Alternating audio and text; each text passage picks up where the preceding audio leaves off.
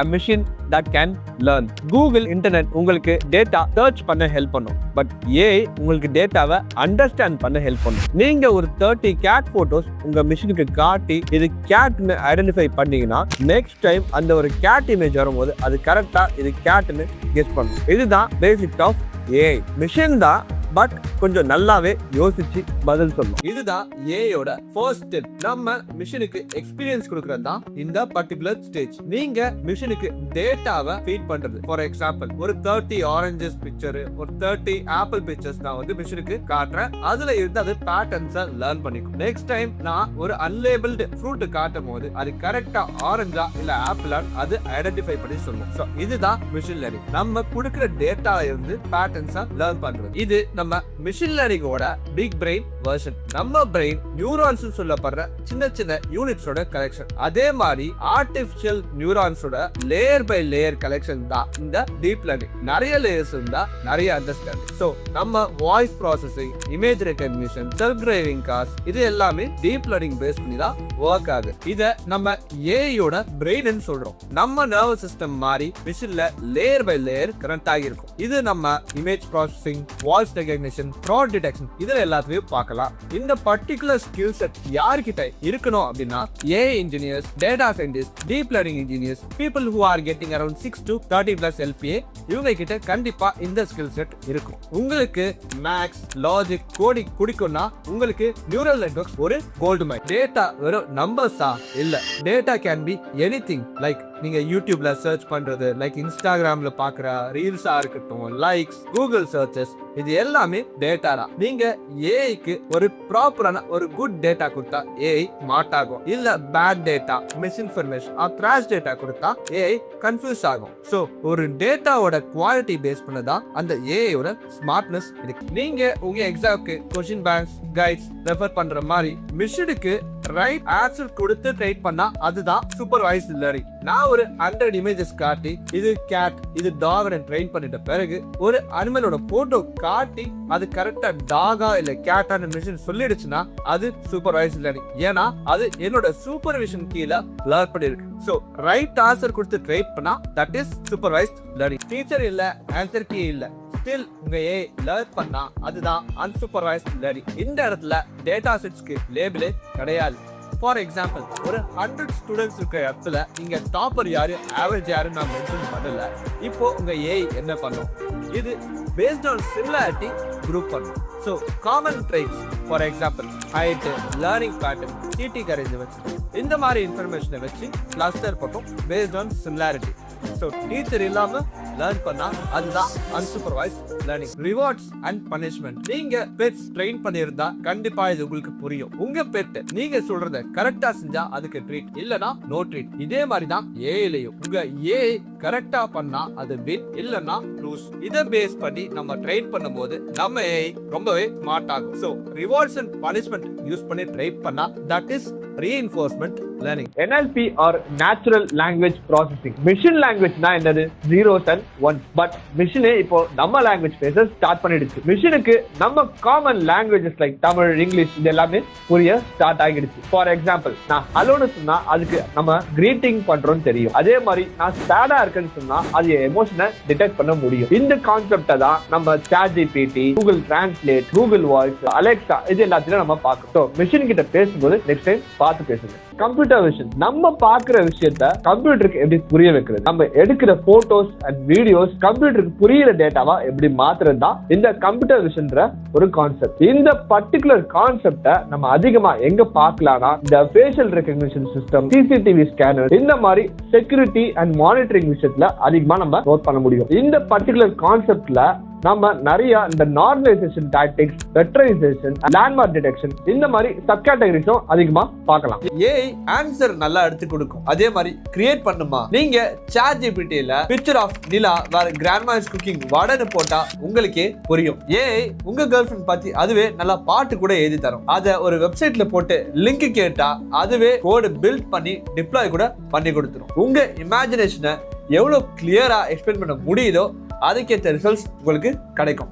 AI strong தான், but அதுகிட்ட உங்க ரெக்வெஸ்ட ஸ்ட்ராங்கா கேட்க தெரியணும். உங்க மைண்ட்ல இருக்க ஒரு விஷயத்த ப்ராப்பரா கன்வே பண்றது தான் ப்ராம்ப்ட் இன்ஜினியரிங். பில்ட் அண்ட் ஆப்னு சொன்னா அது ஒரு ஆப்பை ஜெனரேட் பண்ணி கொடுக்கும். பட் அது உங்க மைண்ட்ல இருக்க மாஸ்டர் பீஸ்னு கேட்டீங்கன்னா கண்டிப்பா கிடையாது. உங்களுக்கு என்ன வேணும், எந்த டிசைன் இருக்கணும், லைக் என்ன வேணாம், எப்படி இருக்கலாம், இந்த மாதிரி ப்ராப்பரா கிளியரா டிஃபைன் பண்ணா மட்டும்தான் உங்களோட ப்ராப்பர் ரிசல்ட்ஸ் கெட் பண்ண முடியும். நீங்க ப்ராம்ப்ட் இன்ஜினியரிங் மாஸ்டர் பண்ணா நீங்க ஏஐ டூல்ஸ்ல மட்டும் இல்ல, ஏஐ எங்கெல்லாம் ஸ்ப்ரெட் ஆயிருக்கோ எல்லா இண்டஸ்ட்ரியிலும் நீங்க தான் expert. ChatGPT, Grok, DeepSeek, Claude இந்த மாதிரி AI டூல்ஸ் இருக்க பேஸ் பாத்தீங்கன்னா LLM னு சொல்றோம். அதாவது லார்ஜ் லாங்குவேஜ் மாடல். இந்த மாடல்ஸ் ட்ரெயின் பண்றதுக்கு யூஸ் பண்ண டேட்டாவை தான் நம்ம அந்த லார்ஜ்ன்றத ரெஃபர் பண்றோம். அதாவது massive amounts of data, books, websites, மீடியான்னு நம்ம ட்ரெயின் பண்ணி வச்சிருக்கோம்.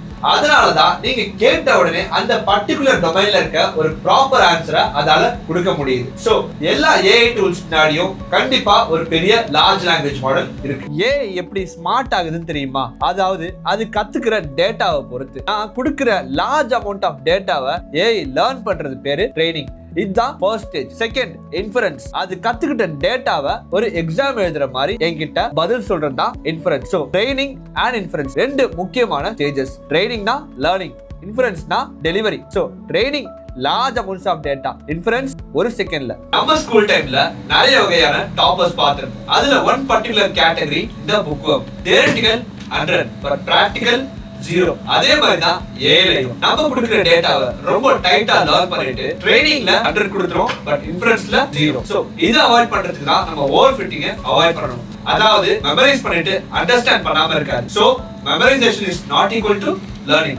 ஏஐ ஆல்வேஸ் ரைட்னு நம்பாதீங்க. ஏன்னா ஏஐ கிட்ட இருக்க பிக்கஸ்ட் ப்ராப்ளமே bias தான். Sometimes AI biased answers சொல்லும் based on the data it has been trained. biased data train பண்ண மாடல் எப்பவுமே biased answer கொடுக்கிற chances ரொம்பவே அதிகம். ஃபார் எக்ஸாம்பிள், உங்களுக்கு பாஸ்ட்ல லோன்ஸ் நிறைய ரிஜெக்ட் ஆகியிருந்தா இப்போ உங்களுக்கு ஸ்கோர் நல்லா இருந்தா கூட உங்களோட லோன்ஸ் ரிஜெக்ட் ஆகிற chances ரொம்பவே அதிகம். சோ நம்ம மாடல் ட்ரெயின் பண்ணும்போது ரெஸ்பான்சிபிள் டேட்டா செட் கொடுக்கிறது ரொம்ப ஒரு முக்கியமான ஒரு விஷயம். ஆட்டோமேஷன்னா என்ன? ஒரு ரிப்பீட்டட் ஒர்க்கை செய்யற ஒரு சிஸ்டம். ஏஐ ஆட்டோமேஷன் தான் இதுக்கு நெக்ஸ்ட் லெவல். நமக்கு வேண்டிய ஒரு பொருளை அதுவா எடுத்து கொடுக்கிறது. ஃபார் எக்ஸாம்பிள், ஒரு வெண்டிங் மிஷின் இருக்கு. நான் அதுல காயின் போட்டு நான் tea R coffee or Lime juice எடுத்துக்கலாம். பட் வெதர் ஹாட்டா இருந்தா அதுவா லைம் ஜூஸ் கொடுக்கணும், அது வெதர் கோல்டா இருந்தா அது டீ ஆர் காஃபி கொடுக்கணும். இது ஒரு லெவல் ஆஃப் இம்ப்ளிமெண்டேஷன். இதை வந்து நம்ம ஒரு ரெஸ்பான்சிவ் டிசைன் சொல்றோம். இல்ல இவர் லைம் ஜூஸ் தான் ப்ரிஃபர் பண்றாரான்னு அதுவா பார்த்து கொடுக்கிறது தான் AI automation. AI in health care. ஹாஸ்பிட்டல்ஸ்ல ஃபர்ஸ்ட் லெவல் ஆஃப் ஸ்கிரீனிங் இப்ப வர ஏஐ தான் பண்ணுதுன்னு சொன்னா நம்புவீங்களா? ஆமா, எக்ஸ்ரே ஸ்கேன்ஸா இருக்கட்டும், பேஷண்ட் டேட்டாவா இருக்கட்டும், ஈவன் கேன்சர் ட்ரீட்மெண்ட்ல கூட ஒரு லெவல் ஆஃப் ஸ்கிரீனிங் ஏஐ கண்டிப்பா பண்ணுது. இந்த வர டேட்டா ரொம்பவே சின்ன டேட்டாவா இருந்தாலும் இது சிக்னிஃபிகண்டா இருக்கு. இந்த டேட்டாவை நம்ம ஃபர்தர் லெவல் ஆஃப் ஸ்கிரீனிங்க்கும் ஃபர்தர் லெவல் ஆஃப் டெஸ்டிங்க்கும் சென்ட் பண்றாங்க த்ரூ ஹியூமன் இன்டர்வென்ஷன். ஹாஸ்பிட்டல்ஸ்ல டாக்டர்ஸ் ஏஐ ரீப்ளேஸ் பண்ணவே முடியாது, but they can be really a super supportive agent. 2 years back நீங்க பேங்க்ல லோன் அப்ளை பண்ணிருந்தா உங்க ப்ராசஸ் கண்டிப்பா ஸ்லோவா தான் போயிருக்கும். ஏன்னா risk evaluation, credit score calculation, fraud detection, இந்த மாதிரி மல்டிபிள் லேயர்ஸ் தாண்டி தான் உங்களோட அப்ளிகேஷன் டிராவல் ஆகும். அதுவும் ஹண்ட்ரட்ஸ் ஆஃப் அப்ளிகேஷன்ஸோட டிராவல் ஆகும். சோ இந்த ப்ராசஸை ஃபாஸ்டா கொண்டு போறதுக்காக கரண்டா AI has come into play. Nowadays AI தான் மோஸ்ட் ஆஃப் த ப்ராசஸை ஹேண்டில் பண்ணுது. அதனால faster decision, less fraud and better money management has come into play. இதை தவிர ஸ்டாக் மார்க்கெட்லயும் ஏஐயோட பிரசன்ஸ் அதிகமா இருக்கு. So AI in finance is a really big thing. AI in education. நீங்க உங்க கிளாஸ் ரூம்ஸ்ல பார்த்திருப்பீங்க, எல்லாரும் ஒரே ஸ்பீட்ல படிக்கிறது கிடையாது. சோ ஏஐ இந்த இடத்துல எப்படி ஹெல்ப்ஃபுல்லா இருக்கும்னா, நீங்க ஸ்லோ லேர்னரா இருந்தாலும் ஃபாஸ்ட் லேர்னரா இருந்தாலும் உங்களுக்கு ஏற்ற ஸ்பீடுக்கு ஏஐ அட்ஜஸ்ட் பண்ணி கரெக்டான லெசன்ஸை சஜஸ்ட் பண்ணும். இந்த இடத்துல ஏஐ வந்து உங்களுக்கு ரொம்பவே ஒரு பவர்ஃபுல்லான பர்சனலைஸ்டு டூல் கிட்டா இருக்கும். அதனால தான் எஜுகேஷன் வரும்போது டீச்சர் பிளஸ் ஏஐ காம்போ ஒரு டெட்லி காம்போவா இருக்கும். சாட்பாட்ஸ், அதாவது வெப்சைட் ஓபன் பண்ண உடனே உங்களுக்கு கீழே how may I help you today ன்னு சொல்லிட்டு ஒரு சின்ன சாட் ஓபன் ஆகும். ஆனா அந்த சைடுல இருக்கிறது ஒரு ரியல் பர்சன் கிடையாது, இட்ஸ் an ஏஐ. இது 24/7 ஒர்க் ஆகும், பிரேக் எடுக்காது, லீவ் எடுக்காது. நீங்க கேட்ட உடனே உங்களுக்கு ரிப்ளை கொடுத்துரும். உங்களுக்கு ஆர்டர் ஸ்டேட்டஸ், ரீஃபண்ட் இஷ்யூ, பேசிக் சப்போர்ட் இன்ஃபர்மேஷன் எதுவா இருந்தாலும் அது கொடுக்கும். இதுக்கு behind the scenes AI plus NLP use ஆகுது. ஸோ ஃபியூச்சர்ல நீங்க கால்ல வெயிட் பண்ண தேவையில்ல, நீங்க சாட்லயே உங்களோட ஸ்டேட்டஸை கெட் பண்ணிக்கலாம். நெட்ஃபிளிக்ஸ் உங்க டேஸ்ட்டை கரெக்டா கெஸ் பண்ணுதா? யூடியூப்ல இந்த வர நெக்ஸ்ட் ரீல் உங்களுக்கு கரெக்டா நீங்க எக்ஸ்பெக்ட் பண்ண மாதிரி இருக்குதா, அதுதான் ரெக்கமெண்டேஷன் சிஸ்டம். ஸோ நீங்க பார்த்த வீடியோஸ், நீங்க லைக் பண்ண போஸ்ட், உங்களோட சர்ச் ஹிஸ்டரி இதை அனலைஸ் பண்ணிட்டு உங்களுக்கு என்ன பிடிக்கும்ன்றத அது கெஸ் பண்றது தான் இந்த ரெக்கமெண்டேஷன் சிஸ்டம். அமேசான்ல நீங்க எக்ஸ்பெக்ட் பண்ற ப்ராடக்ட்ஸ் ஃப்ரண்ட்ல டிஸ்பிளே ஆகுறது, தென் இன்ஸ்டாகிராம்ல உங்களுக்கு நடக்கிறது ரீல்ஸா டிஸ்பிளே ஆகுறது, இது எல்லாமே இந்த ரெக்கமெண்டேஷன் சிஸ்டம் தான். சம்டைம்ஸ் கொஞ்சம் ஸ்கேரியாவும் இருக்கும். Hey Alexa play my favourite song சொன்ன உடனே யாரு ரெஸ்பாண்ட் பண்றா தெரியுமா? அதுதான் உங்களோட வாய்ஸ் அசிஸ்டன்ட். இது என்ன பண்ணுதுன்னா உங்களோட வாய்ஸை டெக்ஸ்டா கன்வெர்ட் பண்ணி அதுல இருக்க மீனிங்கை புரிஞ்சுக்கிட்டு அதுக்கேற்ற ஆக்ஷனை டெலிவர் பண்ணுது. செட் அன் அலாம், இல்ல check weather or place a call, இது எல்லாமே நீங்க கொடுக்குற ஒரு பேசிக் இன்ஸ்ட்ரக்ஷன் தான். இதை நம்மளோட வாய்ஸ் அசிஸ்டன்ஸ் அண்டர்ஸ்டாண்ட் பண்ணி நமக்கு ஏத்த ஒர்க்கை டெலிவர் பண்ணுது. பிஹைண்ட் த சீன்ஸ் இதுல voice recognition, NLP and AI engineering இருக்கு. ஸோ நெக்ஸ்ட் டைம் நீங்க பேசும்போது ட்ரை டு அண்டர்ஸ்டாண்ட் இது வெறும் ஒரு வாய்ஸ் சிஸ்டம் கிடையாது, it's an AI based system. AI நம்ம ஜாப்ஸை ரீப்ளேஸ் பண்ணிடுமா, ஜாப்ஸை குறைச்சிடுமான்னு கேட்டீங்கன்னா இட் டிபெண்ட்ஸ். என்ன டிபெண்ட்ஸ்னா, லைக் ஏஐன்றது ஒரு டூல். ஹிஸ்டரியில பார்த்தா new tools or technologies emerge ஆகும் போது நியூ ஜாப்ஸ் கிரியேட் ஆகும், சம் ஜாப்ஸ் ரெடியூஸும் ஆகும். இதுல ரெப்பிட்டேட்டிவ் ஒர்க் கண்டிப்பா ஆட்டோமேட் ஆகி எலிமினேட் ஆக சான்சஸ் இருக்கு. பட் கிரியேட்டிவ் ஒர்க்கா இருந்தாலும் சரி, ஒரு ரெஸ்பான்சிபிள் ஒர்க்கா இருந்தாலும் சரி, அங்க ஹியூமன் இன்டர்வென்ஷன் ரொம்பவே முக்கியம். அதாவது ஒர்க் ரீப்ளேஸ் ஆகாது, பட் ஏஐ யூஸ் பண்ண தெரிஞ்ச பீப்புள் உங்களை ரீப்ளேஸ் பண்ற சான்சஸ் ரொம்ப அதிகம். ஸோ இப்பவே learn AI and adapt yourself. AI மாடலோட லைஃப் சைக்கிள் எப்படி இருக்கும்? ஒரே ஒரு ஸ்டெப், மாடல் ட்ரெயின் பண்ணா மட்டும் போதுமா? கண்டிப்பா கிடையாது. ஸோ ஃபர்ஸ்ட் டேட்டா கலெக்ஷன், அந்த ரைட் டேட்டா செட்டை நீங்க கெட் பண்ணணும். ஒரு ரெஸ்பான்சிபிள் டேட்டா செட் இருக்கணும், ஒரு அன்பயாஸ்டு டேட்டா செட் இருக்கணும். 2, அந்த டேட்டாவை ப்ராசஸ், கிளீனிங், ஸோ இந்த மாதிரி மல்டிபிள் ஸ்டெப்ஸ் இருக்கு. தென் கம்ஸ் த மாடல் செலெக்ஷன், அந்த ரைட் மாடலை நீங்க செலக்ட் பண்ணணும். தென் அந்த மாடலை ட்ரெயின் பண்ணணும், டெஸ்ட் பண்ணணும், தென் கரெக்டா ஒர்க் ஆகுதான்னு பார்க்கணும்.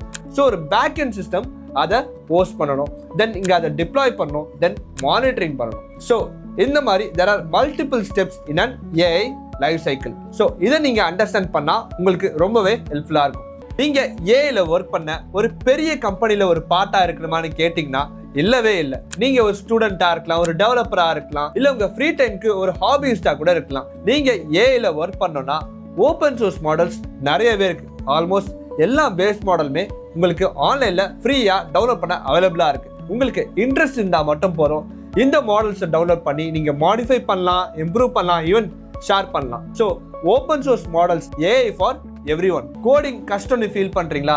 இப்போ ஏஐ இருக்கு. உங்களுக்கு வேண்டிய ரிசல்ட்டை நீங்க ஒரு ப்ராம்ப்டா கொடுத்தா போதும். லாகின் ஸ்கிரீன் இன் ரியாக்ட் கொடுத்தா எனக்கு ரியாக்ட்ல அந்த லாகின் ஸ்கிரீனோட கோடு எனக்கு கிடைச்சிடும். உங்களுக்கு வேண்டிய ஃபங்க்ஷனை அது ப்ராப்பரா எக்ஸ்பிளைன் பண்ணும். பக்ஸ் இருந்தா ஸ்மார்ட்டா கிளியர் பண்ணி கொடுக்கும். ஸோ உங்களுக்கு வேண்டிய ரிசல்ட்டை அது கோடா கொடுக்கும் போது உங்களோட ரெஸ்பான்சிபிலிட்டி அதை கிளியரா அண்டர்ஸ்டாண்ட் பண்ண வேண்டியது. So coding plus AI, faster development and smarter debugging.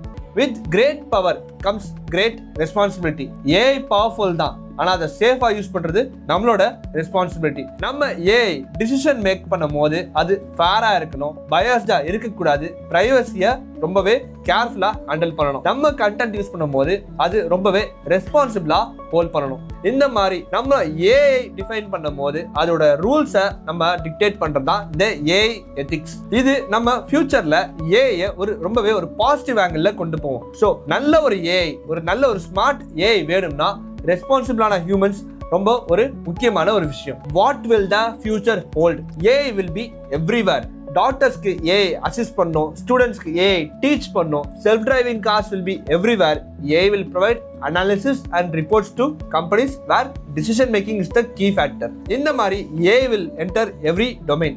Repetitive டாஸ்க்லாம் ஆட்டோமேட் ஆகும், கிரியேட்டிவ் டாஸ்க்லாம் will be hybridized. AI will do the work, humans will decide. AI will not replace humans. AI use பண்ண தெரிஞ்ச அந்த சில பேர் will dominate every industry.